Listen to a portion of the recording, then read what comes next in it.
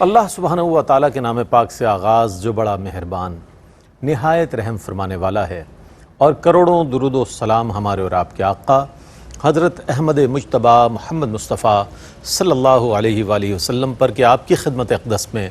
ہدایہ درود پیش کرنا اہل ایمان کے لیے دنیا اور آخرت میں کامیابی، بھلائی، فلاح، نجات اور بلندی درجات کا ذریعہ ہے۔ اللہم صلی علی سیدنا و مولانا محمد وعلی آل سیدنا و مولانا محمد وبارک وسلم۔ ناظرین محترم، السلام علیکم ورحمۃ اللہ وبرکاتہ۔ میں ہوں آپ کا میزبان محمد رئیس احمد، روشنی سب کے لیے اس پروگرام کے ساتھ ہم آپ کی خدمت میں حاضر ہوتے ہیں۔ پیر، منگل، بدھ یہ سلسلہ جاری رہتا ہے اور مختلف موضوعات پر، بڑے متنوع موضوعات کے ساتھ ہم آپ کی خدمت میں حاضر ہوا کرتے ہیں، اور اس کا مقصد یہ ہے کہ ایک ایسی تربیت کی جائے، ذہنی تربیت کی جائے اپنے ناظرین کی، کہ جس سے ایک ایسا ماحول کریٹ ہو، ایک ایسا معاشرہ تشکیل پائے کہ جس میں بہترین افراد موجود ہوں۔ آج موضوع ہے بچوں کے حقوق کے حوالے سے۔ اللہ رب کریم نے انسان کو جتنی نعمتیں عطا فرمائی ہیں، ان نعمتوں میں ایک بہترین نعمت جو ہے وہ اولاد کی نعمت ہے۔ اگر اس کی قدر و قیمت کے حوالے سے آپ جاننا چاہیں اور اس کی قدر و قیمت جاننا چاہیں تو ان لوگوں سے پوچھیں کہ جن کے پاس یہ دولت، یہ نعمت نہیں ہے، تو وہ دعائیں کرتے ہیں پروردگار عالم ہمیں صاحب اولاد کر دے۔ جنہیں اولاد عطا فرمائی ہے ان کی ذمہ داریاں بہت زیادہ ہو جاتی ہیں، یعنی کہ ان کی پرورش، ان کی کفالت، ان کی تربیت، ان کی تعلیم۔ ہمارے ہاں دیکھا یہ گیا ہے کہ دو چیزوں میں یہ جو ہے توازن نہیں رکھ پاتے لوگ، یعنی کہ ایک ہے تعلیم اور ایک ہے تربیت۔ تو تعلیم کی طرف زیادہ فوکس ہوتا ہے، بہتر سے بہتر انسٹیٹیوشن کی تلاش جاری رہتی ہے، لیکن تربیت کا گوشہ جو ہے وہ خالی نظر آتا ہے، اور اس میں وہ محنت نہیں کی جاتی جو کہ محنت کی جائے۔ چونکہ جب بچہ گھر سے نکلتا ہے، نکلنے کے بعد ماحول، باہر کے ماحول میں جاتا ہے اور وہاں سے لوٹتا ہے، تو پھر ماحول اور معاشرے کی چیزیں بھی گھر لے آتا ہے، اور جب معاشرے میں ہوتا ہے تو وہ گھر کو ریپرزینٹ کر رہا ہوتا ہے۔ اور یہی بچہ اگر تعلیم اور تربیت ہر دو حوالوں کے ساتھ بہترین طریقے سے تعلیم و تربیت سے آراستہ ہوگا تو معاشرے کا ایک بہترین فرد شمار کیا جائے گا، اور ظاہر ہے فرد سے معاشرہ بنتا ہے، اور معاشرہ ایک اپنی پہچان رکھتا ہے ہر جگہ۔ تو آج اس حوالے سے انشاءاللہ بات کریں گے۔ بہت اہم موضوع ہے، عام طور پر اس موضوع کو صرف نظر کیا جاتا ہے، بچوں پر کیا بات کی جائے، بس اللہ نے دے دیا تو پل جائیں گے ہم، ہماری جتنی استطاعت ہے اتنا ان کی کفالت کر لیں گے، لیکن یہ باقاعدہ ایک موضوع ہے جس پر کلام ہونا چاہیے، اور ARYQ TV نے الحمدللہ اپنے اس اہم پروگرام میں اس کو موضوع بنایا ہے۔ آج ہمارے ساتھ موجود ہیں ممتاز و معروف عالم دین علامہ مفتی محمد سہیل رضا امجدی صاحب، جو کہ ہمارے انشاءاللہ سوالات کے جوابات عنایت فرمائیں گے۔ السلام علیکم ورحمۃ اللہ وبرکاتہ۔ وعلیکم السلام ورحمۃ اللہ وبرکاتہ۔ اور میرے بائیں جانب تشریف فرما ممتاز و معروف عالم دین علامہ مفتی محمد آصف صاحب تشریف رکھتے ہیں۔ السلام علیکم ورحمۃ اللہ وبرکاتہ۔ وعلیکم السلام ورحمۃ اللہ۔ اچھا مفتی صاحب، میں یہ جاننا چاہوں گا کہ اسلام میں اولاد کے جو حقوق کی اہمیت ہے، ذرا اس پر ابتداً کچھ کلام ہو جائے تو پھر ہم مزید سوالات کو شامل کرتے ہیں۔ بسم اللہ الرحمن الرحیم۔ اللہم صلی علی سیدنا و مولانا محمد وعلی آلہ و اصحابہ وبارک وسلم۔ دیکھیں، دنیا میں کوئی بھی ایسا نہیں ہے کہ جن کے حقوق شریعت مطہرہ نے بیان نہ فرمایا بے ہو۔ شک بے شک بے شک۔ اچھا، ہمارے یہاں کیا ہوتا ہے کہ ہر کوئی اپنے حقوق کو لے کر فریادیں کر رہا ہوتا ہے اور آہ و بکا کر رہا ہوتا ہے کہ میرا حق پورا نہیں ہوا، میرے رائٹس مجھے دیے نہیں جا رہے۔ اچھا، اسی طریقے سے آپ دیکھیں کہ والدین کو دیکھا جائے تو وہ کہتے ہیں کہ اولاد حقوق پورے نہیں کر رہی، اور اولاد جوان ہونے کے بعد کہتی ہے کہ والدین نے ہمیں دیا کیا ہے۔ تو اس بات پر ذرا غور کر لیں کہ حضور نبی کریم صلی اللہ تعالی علیہ وسلم، دنیا کہتی ہے ہمارے رائٹس دو، میرے آقا فرماتے ہیں کہ فَأْتُوا كُلَّ ذِي حَقٍّ حَقَّهُ، اللہ، ہر حقدار کو اس کا کا حق دو، جس کا جو رائٹ بنتا ہے وہ دے۔ اگر ہر کوئی دینا شروع کر دے تو یہ سارے جھگڑے، یہ فتنہ فساد ختم ہو کر رہ جائے۔ جس طرح اللہ رب العالمین نے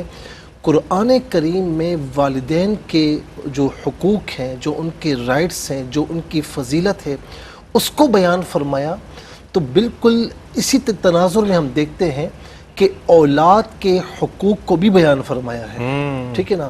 اچھا، اولاد کے حقوق کیوں بیان فرمائے؟ کبھی اس پر ہم نے سمجھتا ہوں کہ غور نہیں کیا ہوگا۔ بھائی، اسی اولاد کی صحیح تعلیم و تربیت ہوگی تو یہی اولاد جب جوان ہوگی تو اپنے والدین کی خدمات میں لگے گی نا، بالکل بالکل تو ان سے خدمت لینی ہے والدین کی، تو اسی لیے ان کے بھی حقوق مقرر فرمائے کہ تم ان کی تعلیم و تربیت اس انداز میں کرو کہ یہ بڑے ہو کر تمہارے لیے سایہ دار درخت بن جائیں، تمہاری خدمات میں لگے رہیں۔ اور قرآن کریم جو ہے، یعنی ایک چیز کا بالخصوص قرآن کریم میں رب تعالیٰ کا بطور فرمان کی صورت میں آنا اس کی امپورٹنس اور اس کی اتھنٹیسیشن کو بیان کرتا ہے۔ اب آپ دیکھیں کہ جہاں پر دودھ کا بیان ہے، کہ ایام رضاعت کا بیان ہے کہ جب ماں اپنے بچے کو دودھ پلاتی ہے، اس میں دوسرے پارے میں سورہ بقرہ میں ایک اچھی خاصی طویل آیت ہے جس میں اللہ رب العالمین نے بیان فرمایا، ایک چیز یہ بیان فرمائی کہ لا تضار والدۃ بولدہا ولا مولود لہ بولدہ، ہر ایک کو یعنی دونوں میں سے کسی کو بھی اپنے حقوق سے کوتاہی نہیں کرنی، کیا ہوا، ایک دوسرے کو ضرر نہیں پہنچانا، کہ کیوں بچے کا مستقبل خراب ہو جائے گا۔ وَعَلَى الْوَارِثِ مِثْلُ ذَلِكَ، یعنی جو بھی ہے نا اس پر اس کی مثل ہے، اس پر اس کی مثل ہے، ماں ہے تو اس کی مثل یعنی جتنی اس کی استطاعت ہے، جو شریعت مطالعہ نے اس سے فرمایا اس طریقے سے اپنے بچے کے حقوق کو پورا کرے گی۔ باپ ہے وہ اپنے اعتبار سے کرے گا اور دونوں میں سے کوئی ایک کسی ایک کو ضرر نہیں پہنچائے گا، نقصان نہیں پہنچائے گا۔ اچھا پھر اس میں آپ دیکھیں کہ جب ایک چیز کو قرآن ڈسکس کر رہا ہے نا، اور قرآن بک آف گائیڈنس ہے، ٹھیک ہے نا، اور پھر اس کا مطلب کیا ہے کہ قرآن کا عنوان جہاں پر اوروں کے حقوق بیان کرنا ہے تو وہاں پر اولاد کا حقوق بھی قرآن کے عنوانوں میں سے ایک عنوان ہے۔ پھر اس کے ساتھ ہم دیکھتے ہیں کہ دنیا کا کوئی مذہب اتنی ڈیپتھ میں جا کر، اتنی گہرائی میں جا کر، اتنی تفصیل میں جا کر بیان نہیں کرتا جتنا قرآن کرتا ہے، جتنا ہماری شریعت مطالعہ، ہمارا دین اسلام کرتا ہے۔ دیکھیں کون سا ایسا مذہب ہے کہ جس میں یہ بیان کیا گیا ہو کہ بچہ جب جنین ہے، اپنی ماں کے پیٹ میں ہے، تو اس وقت کیا ہوتا ہے، اچھا اس کے بعد جب وہ دنیا میں آئے پھر کیا ہوتا ہے، کسی دین میں کسی مذہب میں اتنا تفصیل سے نہیں ملے گا، لیکن جب رب تعالیٰ قرآن کا نزول فرماتا ہے تو قرآن میں کیا فرماتا ہے۔ اب آپ دیکھیں کہ ایک بچہ جب دنیا کی ڈسکس کر رہی ہوتی ہے، میں اشارہ کر رہا ہوں کہ اس بچے کو دنیا میں آنا چاہیے یا نہیں آنا چاہیے، تو میرا رب قرآن میں فرماتا ہے عز و جل کہ تمہیں یہ اختیار ہی نہیں ہے، وَلَا تَقْتُلُوا أَوْلَادَكُمْ خَشْيَةَ إِمْلَاقٍ، مال و دولت کے خوف میں آ کر، املاک کے خوف میں آ کر اپنی اولاد کو قتل نہ کرنا، کہ جب اس میں سانس پڑ گئی، 4 مہینے گزر گئے اور اللہ تعالیٰ کے فرشتے نے آ کر اس میں روح پھونک دی ہے، اب کسی کو کوئی حق حاصل نہیں کہ اس کی جان لے، یہ کوئی دین کوئی مذہب بیان نہیں کرتا، قتل قرار دیا، جی اسے قتل قرار دیا ہے۔ پھر اس کے ساتھ ہم تھوڑا سا آگے آتے ہیں تو پیدا ہونے سے لے کر، پیدائش سے لے کر، اچھا جب ماں کے پیٹ میں ہے، جب دنیا کی کوئی طاقت اسے رزق پہنچانے سے قاصر ہے تو الحمدللہ رب العالمین جب ہم کہتے ہیں نا کہ تمام جہاں والوں کا پروردگار ہے، پالنے والا ہے، ہم اس کی تعریف کر رہے ہیں نا، تو رب العالمین کسے کہتے ہیں کہ جہاں پر کوئی اور رزق نہ پہنچا سکے تو میرا رب پالنے والا اس بچے کو ماں کے پیٹ میں، سارے مسدود راستے ہیں وہاں بھی رزق پہنچانے کا اہتمام فرما رہا ہے۔ جب بچہ دنیا میں آتا ہے تو اس وقت سے لے کر جب تک اس کی آنکھ بند نہیں ہوتی، اللہ تبارک و تعالیٰ نے اس وقت تک اولاد ہونے کے اعتبار سے اس کے سارے رائٹس بیان فرمائے۔ سبحان اللہ سبحان اللہ، کتنے اچھے انداز میں بڑی صراحت کے ساتھ مفتی صاحب نے ذکر فرمایا اولاد کے حقوق کے حوالے سے۔ میں یہ جاننا چاہوں گا اس مرحلے پر کہ بچوں کی پرورش اور ان کی معاشی کفالت کس پر ہے، کس قدر ہے، یہ بہت اہم سوال ہے۔ لوگ بڑی ذمہ ہونا چاہتے ہیں، ہماری ذمہ داری تو نہیں، ہمارا اتنا کام تو یہ ایک بہت ضروری سوال ہے جو کہ آج کی میں اس میں شامل کر رہا ہوں۔ جی مفتی صاحب کیا فرمائیے۔ اعوذ باللہ من الشیطان الرجیم، بسم اللہ الرحمن الرحیم۔ دیکھیں کفالت کا مطلب ہوتا ہے، اس کا اگر لغوی معنی دیکھیں گے تو اس کا مطلب ہے ضمانت یا بار اٹھانا یا ذمہ داری لینا، یہ اس کا لغوی معنی ہے۔ اور اصطلاحی اعتبار سے اگر ہم بچوں کی طرف اس لفظ کو منسوب کریں، بچوں کی کفالت، تو اس کا مطلب ہوتا ہے کہ پیدائش سے لے کر بلوغت تک اس کی تمام بنیادی ضروریات کو، یعنی خوراک ہے، لباس ہے، رہائش، تعلیم اور علاج کے تمام تر اخراجات کو پورا کرنا، یہ کفالت کہلاتا ہے۔ اور اللہ تبارک و تعالیٰ نے گھر کا جو نظام بنایا ہے عورت و مرد کی بنیاد پر، اس میں مرد کو فوقیت عطا فرمائی ہے۔ چنانچہ اللہ تعالیٰ نے قرآن عظیم میں فرمایا کہ الرجال قوامون علی النساء بما فضل اللہ بہ بعضهم علی بعض وبما انفقوا من اموالہم، کہ یہ مرد جو ہیں یہ عورتوں پر افسر ہیں، یعنی حاکم ہیں، اور اس وجہ سے کہ اللہ نے تم میں سے بعضوں کو، ان میں سے بعضوں کو بعضوں پر فضیلت دی ہے، تو یہ اللہ تعالیٰ کی مرضی ہے، اس کی مخلوق ہے، اور وہ جانتا ہے کہ کس میں کیا استعداد اور کی ہے، اللہ تعالیٰ اس میں وہ مرد کو دیا۔ ٹھیک ہے مفتی صاحب، اگر آپ اجازت دیں ایک وقفہ لے لیتے ہیں، وقفے کے بعد مفتی صاحب نے بہت عمدہ سرنامہ کلام میں آیہ مبارکہ تلاوت کی، اس کا ترجمہ اور انشاءاللہ تفصیل جانیں گے۔ ایک وقفہ ہے، وقفے کے بعد لوٹتے ہیں، ہمارے ساتھ رہیے۔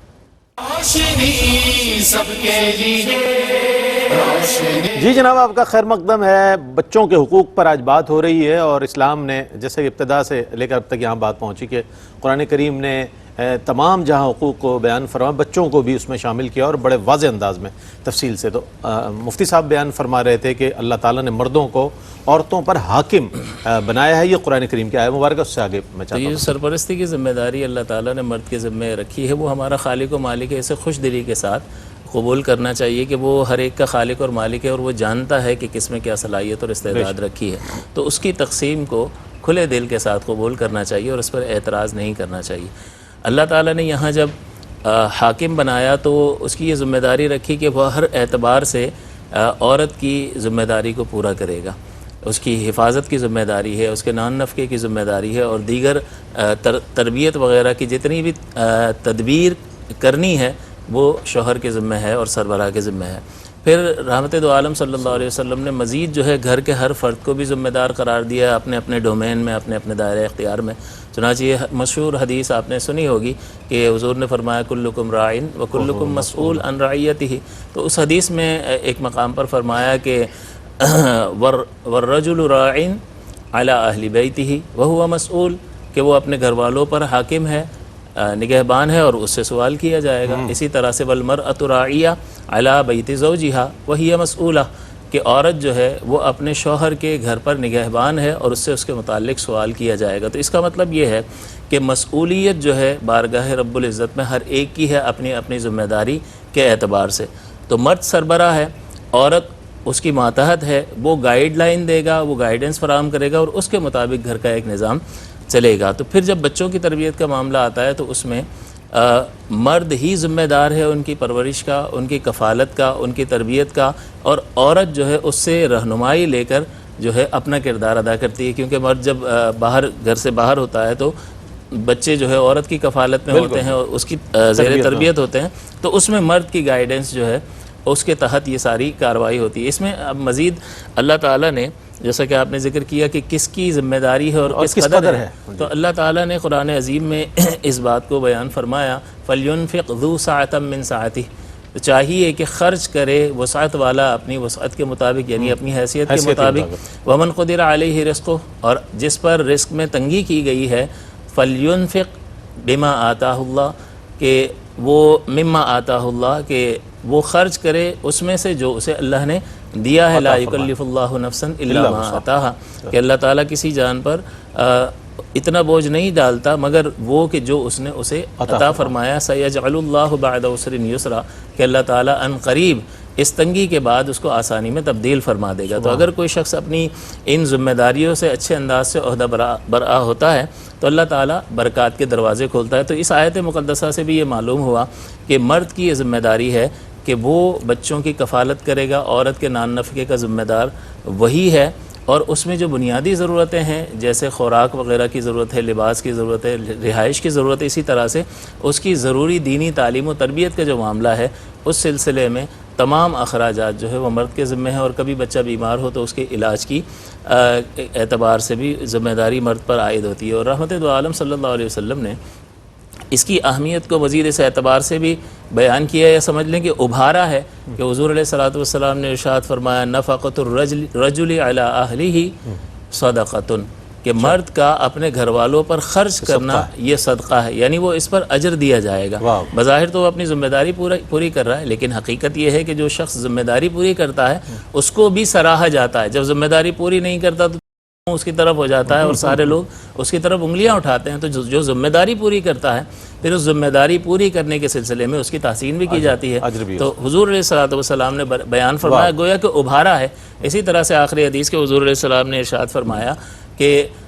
جس شخص نے حلال رزق کو طلب کیا اس لیے کہ وہ خود کو سوال کرنے سے بچائے اور گھر والوں کی جو ہے وہ ضروریات کو پورا کرے اور اپنے جو پڑوسی ہیں ان کے لیے وسعت پیدا کرے تو اللہ تعالیٰ سے اس حال میں ملے گا کہ اس کا چہرہ 14ویں رات کے چاند کی طرح چمکتا ہوگا. تو یہ احساس ذمہ داری بیدار کرنے کے لیے یہ ترغیبی کلمات رحمت دو عالم صلی اللہ علیہ وسلم نے ارشاد فرمایا. تو ان دلائل کی روشنی میں یہ واضح طور پر معلوم ہو جاتا ہے کہ مرد ذمہ دار ہے عورت کو نفقہ دینے کے سلسلے میں بھی اور اولاد کی ضروریات کو پورا کرنے کے سلسلے میں. بہت اچھی بات ہے. اور میں یہ بھی جاننا چاہوں گا اس مرحلے پر کہ آیا یہ جو فرمائشیں ہوتی ہیں یہ تو بچپن سے لے کر اور میں سمجھتا ہوں عمر کے اس حصے تک جاری و ساری رہتی ہیں کہ جب تک انسان میں اس بات کا ایک خوشی رہتی ہے کہ یہ چیز مجھے حاصل ہو جائے گی تو میں خوش ہو جاؤں گا. بچوں کی جو فرمائشیں ہیں وہ ایسی ہوتی ہیں کہ اس کا سلسلہ لامتناہی نظر آتا ہے, ایک کے بعد ایک اور اس کے بعد ایک اور اس کے بعد ایک. کیا فرمائے گا مفتی صاحب کہ جو بچوں کی فرمائشیں ہیں, مختلف قسم کی فرمائشیں ہیں, کیا والدین کے لیے ضروری اور لازم ہے کہ وہ اس کو پورا کریں؟ کیا فرمائے گا سوال؟ دیکھیں, اس سے پہلے تو میں تھوڑا سا جو تربیت کا وہ عدم یعنی ہمارے یہاں فقدان ہے اور عدم توازن ہے, میں اس کو بیان کرنا چاہوں گا. قرآن کریم میں بڑے واضح انداز میں یہ فرمائے کہ قو انفسکم و اہلیکم نارا, کہ بچاؤ اپنے آپ کو بھی اور اپنے اہل و عیال کو بھی کس سے؟ آگ سے. دوسرے مقام پر فرمایا کہ فاتقوا النار التی وقودها الناس والحجارہ, اپنے آپ کو یہ بچاؤ اس آگ سے کہ جس کا ایندھن آدمی اور پتھر ہے. اچھا, اب یہاں پر آپ دیکھیں کہ اب اس کی تفسیر میں اگر جائیں, قو انفسکم و اہلیکم, اس کی تفسیر میں جائیں تو اس میں سارا نظام تعلیم و تربیت آ جاتا ہے. اچھا, ہمارے یہاں فوکس یہ کرتے ہیں ہمارا فوکس یہ ہوتا ہے کہ بس اس بچے کو پڑھانا کہاں ہے. دیکھیں, وہ صرف تعلیم ہے, لیکن آپ کو صرف تعلیم نہیں دینی, اپنے بچوں کو اسے انسان کا بچہ بنانا ہے نا. وہ جانور تو نہیں پیدا ہوا ہے, وہ انسان پیدا ہوا ہے. انسان کب بنے گا؟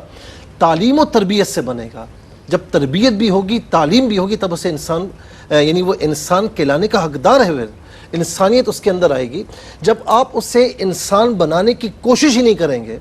تو میں بڑے آسان اور سادہ انداز میں کہوں گا کہ جانور بھی پیدا ہوتا ہے نا,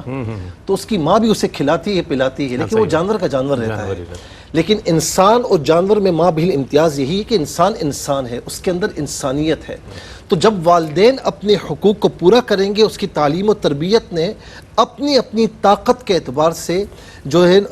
حصہ لیں گے, تو میں سمجھتا ہوں کہ پھر وہ انسان ایسا انسان ہوگا جو اپنی والدین کی خدمت بھی کرے گا اور معاشرے میں ایک بہترین کردار اپنا ادا کرتا رہے گا. اب آ جائیے اس بات پر کہ غیر ضروری فرمائشیں. اب یہ غیر ضروری فرمائشیں اگر آپ بچوں سے پوچھیں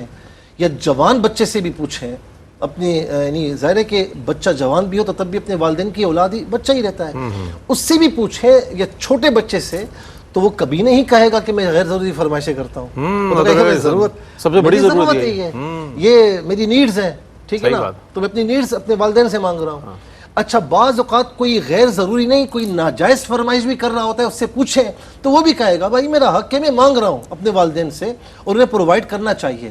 دیکھیں, اب اس میں دیکھا یہ جائے گا کہ غیر ضروری فرمائش, ایک تو ناجائز فرمائش ہے اس کو تو ہٹا دیجئے. غیر ضروری چیزیں بچوں کے لیے کون سی ہیں؟ کہ ایسی چیزیں کہ جو دنیاوی طور پر بھی اور دینی طور پر بھی اس کے لیے فائدہ مند نہیں ہے. غیر ضروری ہے تو وہ غیر ضروری فرمائش ہی کہلائے گی, ٹھیک ہے نا. اب اگر کوئی غیر ضروری فرمائش کر رہا ہے تو والدین پر یعنی ماں باپ پر یا فقط باپ پر لے لیجئے, اسے پورا کرنا اس کے لیے لازمی نہیں ہے. نہیں ہے, جی ہاں, اس کی لازمی نہیں ہے. لیکن وہ استحساناً اگر پورا کرتا ہے، دیکھتا ہے کہ میرے بچے کے لیے جسمانی طور پر یہ بہتر ہے یا روحانی طور پر بہتر ہے یا معاشرتی طور پر بہتر ہے کہ میں اگر اسے یہ چیز پرووائڈ نہیں کروں گا تو یہ جا کر کہیں اور پورا کرے گا، دوستوں یاروں میں چلا جائے گا، غلط صحبت میں چلا جائے گا، تو میں اسے بچا کر رکھوں اور اس کی ضروریات کو، اگر وہ ضروریات نہیں بھی ہیں، فرمائشیں بھی ہیں، تو میں پورا کر دوں، تو اپنی بطور استحسان وہ پورا کر سکتا ہے، لیکن پورا کرنا اس کے لیے لازم نہیں، جی اس بات کو مد نظر رکھیں۔ اب یہ دیکھیں، اب ہمیں یہ دیکھنا ہے کہ وہ غیر ضروری فرمائشیں جو کر رہا ہے وہ کر کیوں رہا ہے، کیوں کر رہا ہے؟ یا تو آپ نے اسے کچھ سکھایا ہی نہیں، یا آپ نے اسے تربیت ہی ایسی دی ہے کہ کر بیٹا جتنی غیر ضروری فرمائشیں کرتا ہم پوری کریں، ہاں میرا بچہ ہے بھائی، اس کے منہ سے نکلا ہے میں اسے پورا کروں گا۔ اللہ، آپ یہ دیکھیں تو صحیح کہ اس کے منہ سے جو نکلا ہے وہ تو بچہ ہے، اسے نہیں پتا، اس کے سامنے تو آگ بھی جلائیں گے نا تو ہو سکتا ہے کہ وہ آگ میں بھی ہاتھ ڈال دیں۔ یہ آپ کا کام ہے، جس طرح ڈاکٹر ہے نا، وہ اگر کڑوی دوا بھی دیتا ہے، بچہ نہیں لیتا، انجیکشن نہیں کھاتا، ڈر لگتا ہے، لیکن اس کو لگانا ضروری ہوتا ہے۔ تو بعض فرمائشیں ایسی ہوتی ہیں جو بچوں کے لیے نقصان دہ بھی ہوتی ہیں، تو اگر آپ نے تربیت ہی اس کی ایسی کی ہے کہ بیٹا مانگ، جو مانگے گا میں پورا کروں گا، تو پھر بڑھاپے میں یا ایک وقت ایسا آئے گا جب آپ کے بچے بڑے ہو جائیں گے تو وہ آپ سے فرمائشیں کرتے رہیں گے۔ اور اس وقت میرے پاس کتنے لوگ آتے ہیں کہ مفتی صاحب جب سے شادی کی ہے میں کچھ مانگتا بھی ہوں تو پورا نہیں کرتا، وہ اپنی عیاشیوں میں لگے ہوئے ہوتے ہیں، ماں باپ کا خیال بھی نہیں لیتا۔ تو کوشش کریں کہ ان کو غیر ضروری طور پر فرمائشوں سے روکیں، ہر بات پر ہاں کرنے کی ضرورت نہیں، کبھی کبھی نہ بھی کرنی پڑتی ہے، اور اگر آپ نے تربیت نہیں کی تب بھی پچھتاوا ہوگا۔ تو بچپن سے تربیت کریں کہ آج وہ یوں سمجھ لیجئے کہ نرم لکڑی ہے، جہاں اسے موڑیں گے مڑ جائے گی، جب تناور ہو جائے گی پھر موڑتے رہیں گے۔ کیا اچھی بات ہے، ایک وقفے کے بعد حاضر ہوتے ہیں، ہمارے ساتھ رہیے۔ اچھا جناب، خیر مقدم ہے آپ کا، اور سمجھایا جاتا ہے کہ اگر ہم نے بچوں کی فرمائشیں پوری نہیں کی تو ہمیں فرائض و واجبات کی اتنی فکر نہیں ہوتی، بچے کی فرمائش پہ اللہ ناراض نہ ہو جائے، یہ بڑا مسئلہ ہوتا ہے، اور بڑی سے بڑی فرمائش پوری کرنے کے لیے پوری کوشش، قرض لیے جاتے ہیں لیکن بچے کی فرمائش پوری کر دی، چونکہ بچے ہیں نا، اولاد اللہ نے نعمت دی ہے، تو اس کی یہ ایک جو چیز ہے نا، ہمارے مفتی صاحب نے بہت اچھی بات کہی کہ غیر ضروری فرمائشیں پوری کرنا لازم و ضروری نہیں ہے، جو اس کی نیڈز ہیں، جو ضرورت ہے اس کے لحاظ سے ضرور والدین کو۔ اچھا ایک چیز اور بھی ہے کہ خارجی ماحول پر کتنی نظر رکھنی ہے والدین نے، چونکہ باہر سے جو بچہ سیکھ کر آتا ہے وہی پھر گھر میں اس کو امپلیمنٹ کرتا ہے، اور پھر گھر کا ماحول متاثر ہوتا ہے، اور اپنی ذات سب سے پہلے اس کی متاثر ہوتی ہے۔ تو باہر کا جو ماحول ہے اس پر والدین کا نظر رکھنا اور اس کے حوالے سے اپنے بچے کی حفاظت کرنا، یہ کتنا ضروری ہے، کیا ذمہ داری ہے اس حوالے سے والدین کی؟ دیکھیں، سب سے پہلے تو یہ بات پیش نظر رہے کہ والدین کی اولین ترجیح ہونی چاہیے کہ اس کو ایک اچھا مسلمان بنانا ہے، ٹھیک ہے، اور اس کے لیے خود کا اچھا مسلمان بننا ضروری ہے، اور اس کے لیے ضروری ہے کہ جہاں اللہ تعالیٰ نے جو ذمہ داریاں، جو فرائض مقرر فرمائے ہیں وہ والدین بھی ادا کر رہے ہیں، اور گھر میں ایک مذہبی ماحول کریٹ کیا جائے، اور اچھا ایک ماحول جب انوائرمنٹ ہوگا تو اس میں جب بچہ پل بڑھ کر بڑا ہوگا تو وہ صحیح اور غلط کی پہچان اس کے اندر موجود ہوگی۔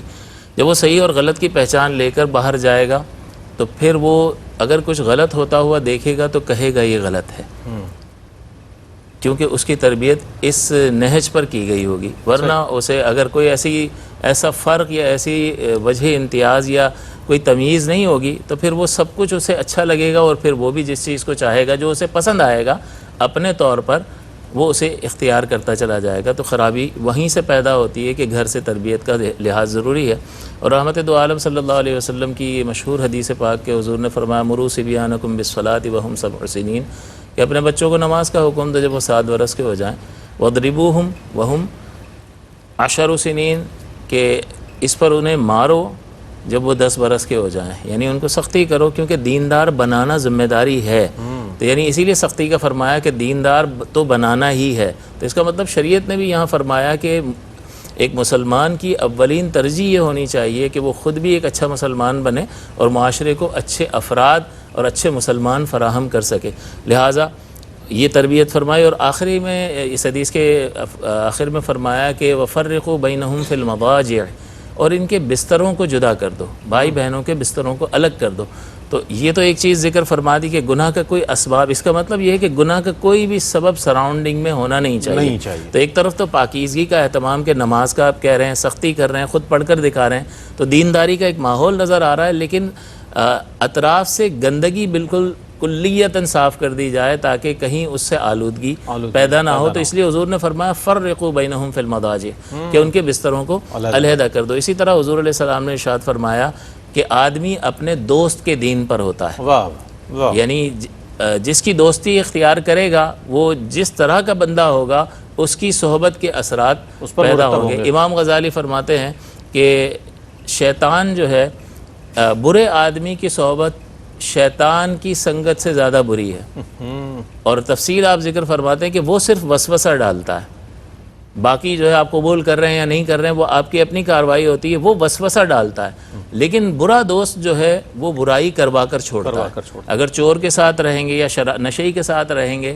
تو وہ یہ کام کروا کر چھوڑتا ہے، تو اس کی صحبت انتہائی خطرناک ہے۔ خود حضور علیہ السلام نے اس کو حسی مثال سے بھی سمجھایا کہ خوشبو والے کے پاس، عطر فروش کے پاس بیٹھو گے تو خوشبو آئے گی، اور لوہار کے پاس بیٹھو گے تو تمہارے کپڑے کالے ہو جائیں گے۔ تو یہ صحبت کا بہت بڑا اثر ہوتا ہے۔ تو اصل یہ ہے کہ گھر سے تربیت ہوگی تو باہر نکلے گا تو صحیح اور غلط میں تمیز کر سکے گا، اور یہ صحیح اور غلط میں تمیز کر سکے گا تو غلط کو غلط کہے گا اور اس کے قریب نہیں جائے گا۔ تو باہر تو بہت کچھ ہو رہا ہوتا ہے لیکن گھر سے اس کا اہتمام انتہائی ضروری ہے۔ جہاں خارجی ماحول پر آپ کو نظر رکھنی ہے، اندرونی ماحول پر بھی آپ کو بہت، چونکہ آج کل جو سوشل میڈیا کی تباہ کاریاں ہیں اس سے بچے جتنا متاثر ہو رہے ہیں شاید ہی باہر سے اتنا متاثر ہو رہے ہیں۔ بہر صورت یہ دونوں اندرونی ماحول اور خارجی ماحول دونوں پر